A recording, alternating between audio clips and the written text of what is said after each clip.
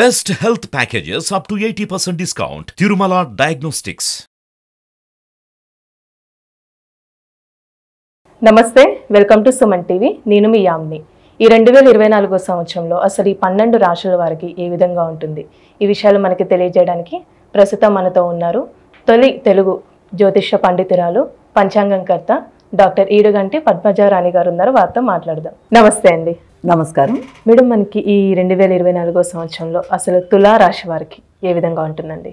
తులారాశి వాళ్ళకి సంవత్సరం ప్రారంభం నుంచి మే దాకా, అలాగే మే నుంచి డిసెంబర్ దాకా 2 భాగాలుగా తీసుకున్నట్లయితే, ప్రథమ భాగం ద్వితీయ భాగంగా తీసుకున్నప్పుడు ఈ గురుడి యొక్క మూమెంట్స్ ఒకటి, అలాగే ఈ యొక్క శని కానీ రాహుకేతువులు కానీ అవి ఎక్కడున్నాయో అక్కడే ఉంటాయి. ఈ సంవత్సరం అంతా అవేమీ జనవరి నుంచి డిసెంబర్ దాకా మారే అవకాశం లేదు. కానీ గురుడు మాత్రం ప్రారంభం నుంచి జనవరి నుంచి మనకి ఈ మే దాకా ఉన్న సమయంలో ఈ తులారాశి వాళ్ళకి సామాజిక సంబంధాల విషయంలో బాగుంటుంది. అంటే అనుకూలమైన వాతావరణం, ఎవరైనా వివాహానికి సంబంధించిన విషయాలు కానీ, లేకపోతే ఇష్టపడిన వ్యక్తుల మధ్య కానీ అనుకూల భావనలు లాంటివి ఏర్పడే అవకాశాలు అనేది మొదటి భాగంలో మనం తీసుకుంటాము. అలాగే సాంఘిక సంబంధాల్లో గుర్తింపు, గౌరవం అనేది కూడా వీళ్ళకి ఏర్పడుతుంది. అలాగే దాంతోపాటుగా రావాల్సిన లాభాలు లాంటివి కూడా వీళ్ళకి చక్కగా అనుకూలంగా అందుతాయి. శ్రమకి తగిన ఫలితం అనేది ఏర్పడుతుంది. అయితే వ్యక్తిగత గౌరవం విషయంలో వీళ్ళు ఆశించిన స్థాయిలో లేకుండా సామాన్యంగా ఉండడం జరుగుతుంది. వ్యక్తిగత గౌరవం విషయంలో కొంత ఎక్కువ శ్రద్ధ చూపించాలి. ఆ విషయంలో ఏంటంటే ఇతరులకి గౌరవం ఇచ్చి గౌరవాన్ని మనం రిసీవ్ చేసుకునే విధంగా ఆ వైఖరిని అలవరుచుకోవాలి. ఈ శ్రమకి తగిన గుర్తింపు అనేది కొంత వీళ్ళకి పోస్ట్ పోన్ అయ్యే అవకాశాలు అనేవి ఉంటాయి. ఇక దాంతోపాటుగా ఇంకా ఏంటి అంటే వీళ్ళకి వ్యక్తుల సహకారం అనేది బాగుంటుంది. ఏదైనా చిన్న చిన్న ప్రయాణాలు చేయాలనుకున్నా, లేకపోతే ఏదైనా కమ్యూనికేషన్ విషయం, అంటే ఇంతకుముందు ఎవరితోన్న కమ్యూనికేషన్ విషయంలో ఇబ్బందులు లాంటివి ఏదైనా ఉన్నా ఆ కమ్యూనికేషన్ విషయంలో కూడా వీళ్ళకి అనుకూలమైన సమయం. కానీ ఈ యొక్క మీదాకా కమ్యూనికేషన్ కానీ, ధైర్యం కానీ, పరాక్రమం కానీ, డెసిషన్ మేకింగ్ కానీ, ఇలాంటి విషయాల్లో వీళ్ళకి స్నేహితుల సహకారం కానీ, తోబుట్టువులు వీళ్ళతో ఉండే డీలింగ్స్ కానీ, ఇది అనుకూలమైన సమయం కానీ దీన్ని వీళ్ళతో చెప్పచ్చు. అంటే వీళ్ళకి ఉన్న సమయం. ఆ తర్వాత నుంచి సంవత్సరం చివరి దాకా ఈ గురుడి యొక్క ప్రభావం వల్ల మళ్ళీ వీళ్ళకి ఎలా ఉంటుందంటే, శత్రువుల మీద విజృంభించడానికి కానీ, లేకపోతే శత్రువులతో వీళ్ళకి ఎదురయ్యే ఇబ్బందుల విషయంలో నిర్ణయం తీసుకోకుండా మిత్రుల సహకారంతో ఏదైనా సమస్య వస్తే పరిష్కరించుకోవాలి తప్ప, అది శత్రువుల మీద విజృంభించడం, శత్రువుల మీద కోపాన్ని ప్రదర్శించడం, వీటి వల్ల ఉన్న సఖ్యత అనేది ఇంకా అది ఇబ్బంది పడే అవకాశాలు ఉంటాయనేది ఖచ్చితంగా జ్ఞాపకం పెట్టుకోవాలి.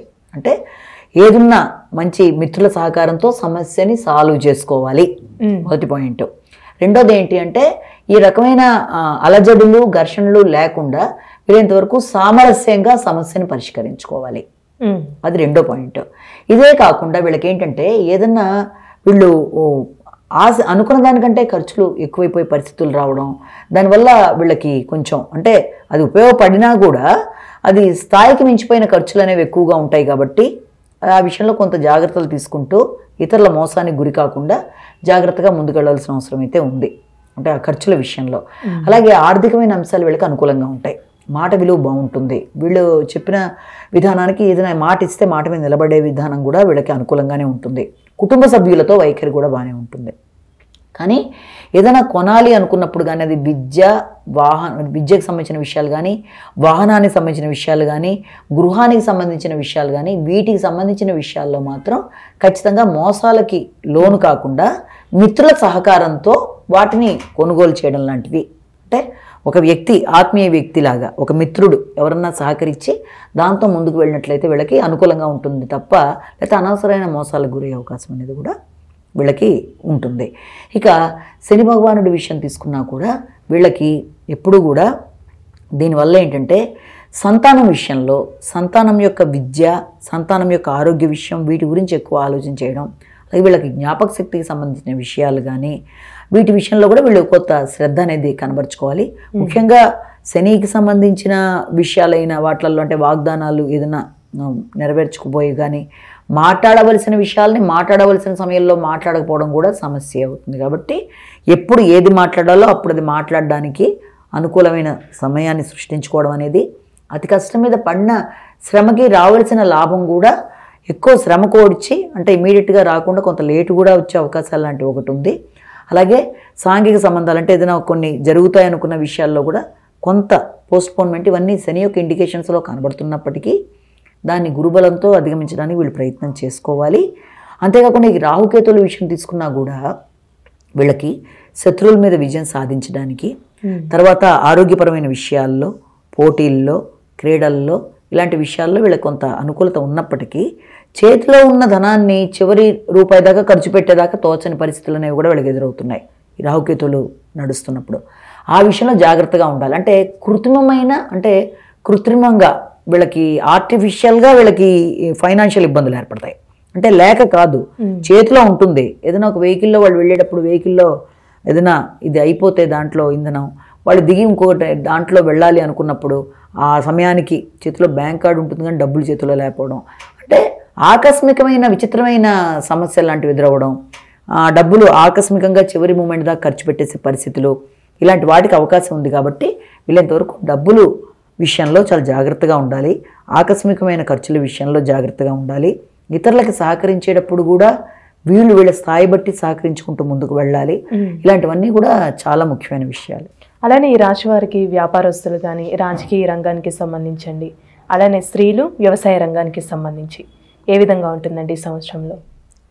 ఇందులో విద్యార్థులకి, స్త్రీలకి, అలాగే ఈ యొక్క వ్యవసాయం వీళ్ళందరికీను, దాంతోపాటుగా ఇంకా మనకి ఏంటంటే ఈ యొక్క రాజకీయ నాయకులకి, కళారంగం అంటే సినిమా, టెలివిజన్ వీళ్ళందరికీ కూడా, ముఖ్యంగా వీళ్ళందరికీ కూడా మనకి మొదటి పార్ట్ బాగుంది కంపారిటివ్లీ. రెండో పార్ట్ కంటే మొదటి పార్ట్ అంటే ఏంటి, జనవరి నుంచి మనకి మే దాకా గురుడు నడిచిన సమయంలో ఆ సమయం వీళ్ళకి అనుకూలంగా ఉంది. అంటే ఏదైనా అవకాశాలు వచ్చినా ఉపయోగించుకోవడం, అవకాశాల కోసం కష్టపడడం, ఈ సమయం అనుకూలంగా ఉందని భావించవచ్చు. ఇక రెండోది ఏంటంటే ఈ యొక్క వ్యాపారస్తుల విషయం తీసుకున్నట్లయితే వీళ్ళకి మొదటి భాగం కన్నా రెండో భాగం బాగుంటుంది. అలానే ఈ రాశి వారికి ఈ సమయం నుంచి ఈ టైంకి జాగ్రత్త అలాంటివి ఏమైనా ఉన్నాయంటే జాగ్రత్త తీసుకోవాల్సినట్టు ఉంటుంది. ఎందుకంటే ముఖ్యంగా ఈ యొక్క శని కుజులు కలిసిన టైము, ఆ సమయంలో వీళ్ళకి ముఖ్యంగా మార్చి నుంచి ఏప్రిల్ మధ్య సమయాన్ని కూడా తీసుకున్నట్లయితే సంతానానికి సంబంధించిన విషయాల్లో ఎక్కువ వీళ్ళు ఆలోచన చేస్తారు. వాళ్ళ యొక్క ఆరోగ్య విషయం కానీ, వాళ్ళ యొక్క విద్యా విషయాలు కానీ వీళ్ళు ఎక్కువ ఆలోచన చేస్తారు ఆ సమయంలో. ఆ విషయంలో ఒకటి జాగ్రత్త ఒకటి తీసుకోవాలి. అలాగే ఇక తర్వాత వచ్చేసేటప్పటికీ ఈ రాహువును ఈ కుజుడు కలిసిన సమయం, అది ఆ తర్వాత నెక్స్ట్ మంత్ ఏప్రిల్ నుంచి ఈ యొక్క జూన్ మధ్య భాగంలో తీసుకున్నట్లయితే ఆ సమయం కొంతవరకు అనుకూలత ఉన్నట్టుగానే చెప్పచ్చు. అంటే ఆ సమయంలో శత్రువుల మీద విజయం సాధించడానికి కానీ, లేకపోతే అనుకున్న వాటిల్లో ముందుకు వెళ్ళడానికి కానీ కొంతవరకు అనుకూలమైన సమయంగానే దాన్ని మనం భావించవచ్చు. అంటే ఈ రాశి వారికి ఎలాంటి పరిహారం చేస్తే మంచిదండి? అసలు ముఖ్యంగా ఈ తులారాశి వాళ్ళకి విష్ణు సహస్రనామాన్ని వినడం అనేది చాలా మంచి ఇది వీళ్ళకి. దాన్ని వాళ్ళు ఎన్నిసార్లు వీలైతే అన్నిసార్లు వినడం అనేది ఒకటి చేయాలి.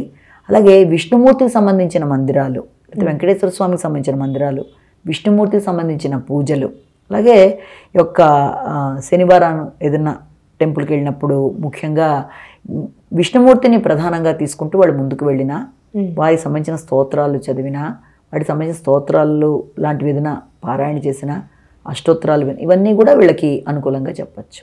చాలా చక్కగా తెలియజేశారండి, ధన్యవాదాలు.